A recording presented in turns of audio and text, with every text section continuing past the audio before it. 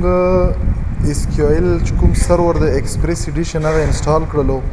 اوس په مونږ SQL چې کومې مونږ سره سرور منیجمنټ سټوډیو د هغه انسټالیشن سټارټ کو. هغه لپاره به زه دلته راشم. SQL سرور منیجمنټ سټوډیو د اپلیکیشن دی، دا به زه رن کم. رن کېدو نه پاس په دلته مونږ سره د دغه انټرفیس راشي. دلته به زه چې شی وکړم انسټال باندې به کلیک وکړم یس. دا به ما سره چې شی وشي د SQL چې کومې مونږ سره GUI ټولز دی د ډیټابیس د منیجمنټ لپاره. زه به دا ډیټابیس منیجمنټ چې کوم ټولز دی د مایکروسافټ SQL لپاره هغه به انسټال کړم. دغه انسټالیشن نه بعد به زه دا بیا ویریفاید کړم. نارملی مونږ په دوو طریقو باندې مونږ ډایرکټ چې کومې مونږ سره SQL سرور چې کومې مونږ سره دی هغه مونږ د شیل نه اکسس کولی شو.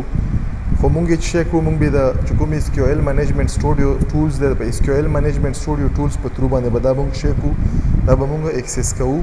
او مختلف قسم د ډیټابیس چې کوم اپریشن دی ډیټابیس کې مطلب ټریګرز مطلب چې کومې مونږ سره ډیټا ډیفینیشن لینګویجز دي یا ډیټا کنټرول لینګویجز دي یا مطلب دا ټرانزیکشن کنټرول دی یا مطلب ډیټا مینیپولیشن کې یا ډیټا ډیفینیشن کې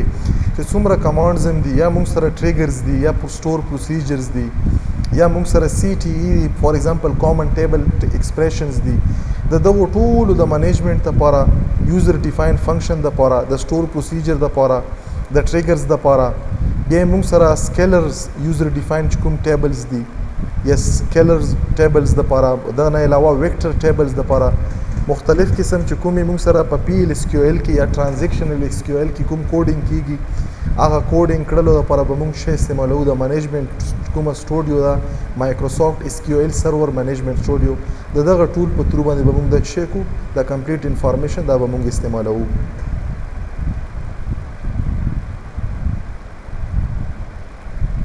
دلته تاسو کتای شو نارملی چې کومې مونږ سره مایکروسافټ SQL سرور دی مایکروسافټ SQL سرور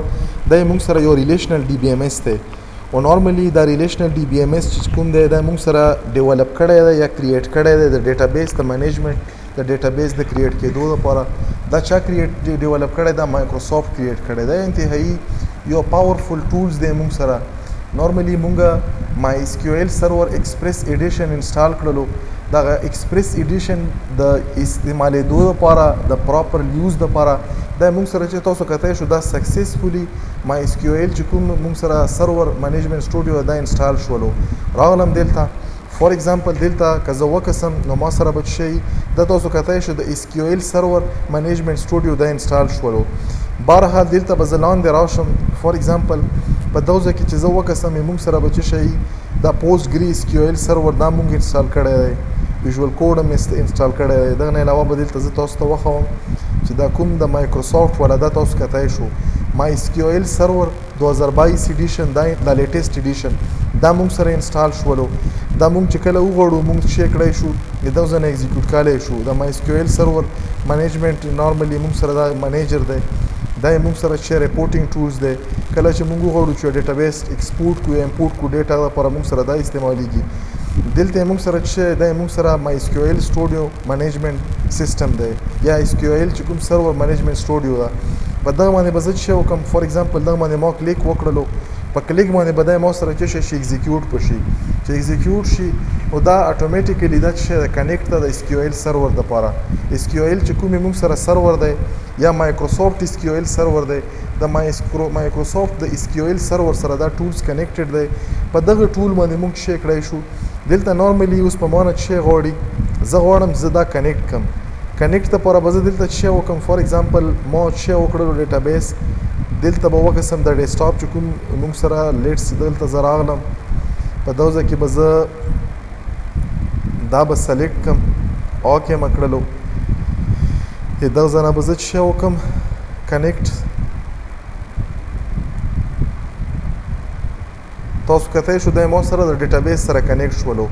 په ډیټابیس باندې چې زه کلیک وکم ګور دلته موږ سره سیستم ډیټابیس او ډیټابیس سنیپ شاټس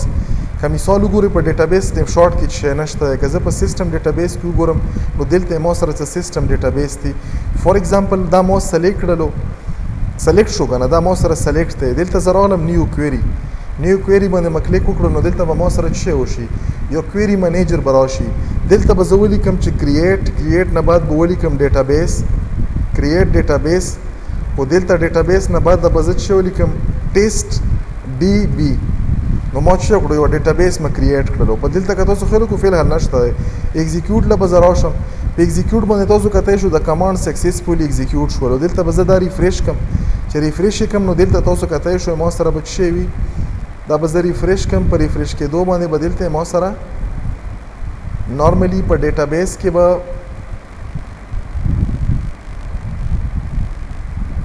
دلته زه تاسو ته وښوم ګورم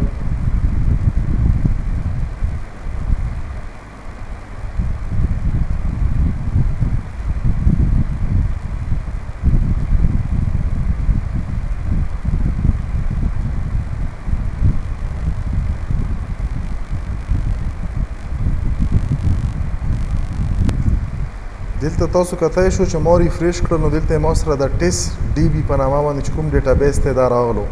په دغه کې ما یو ټیبل هم کریټ کړل نو دلته تاسو کتای شو ګوره ما سره د ډیټابیس مختلف قسم چې کوم ایلیمنټس دي هغه ایلیمنټس راغلل یا ډیټابیس سکیما کې موږ سره د مختلف قسم ډیټابیس ډایګرام شولو ټیبل شولو که ټیبل له موږ راشو نو په ټیبل کې ما سره څه شی یو ټیبل دی اوس د دغه ټیبل څه نوم دی دا ما سره ډي بي او مطلب ډیټابیس آبجیکټ دی دا ټیسټ په نامه چې کوم ډیټابیس مو کریټ کړلو دا د ډیټابیس کالم پکې څومره دي دوه کالمز دي پکې یو پکې آی ډي دی بل پکې نیم دی کیس پکې څومره دي کی پکې یو پرایمري کی پکې کنسټنټ پکې څه دی کنسټنټ پکې مونږ فعل حل نه دی لګالي د کنسټنټ پکې وګورو ټریګر انډیکسز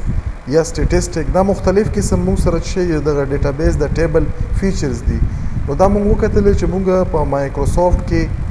SQL چې کوم مطلب سرور دی په دغه کې د SQL منیجمنت سټډیو په تھرو باندې څرنګه ډیټا چالي شو بیا موږ څرنګه منیج کولای شو په دغه کې به موږ پراپرلی فرام د ویری بیګینینګ د ډیټابیس د ډیولپمنٹ نو واخله اخرنی چې کوم ایڈوانس ټاپک دی هغه پر ټول کورس دا به موږ ان شاء الله کوو امید ده چې تاسو ته به کلیر وي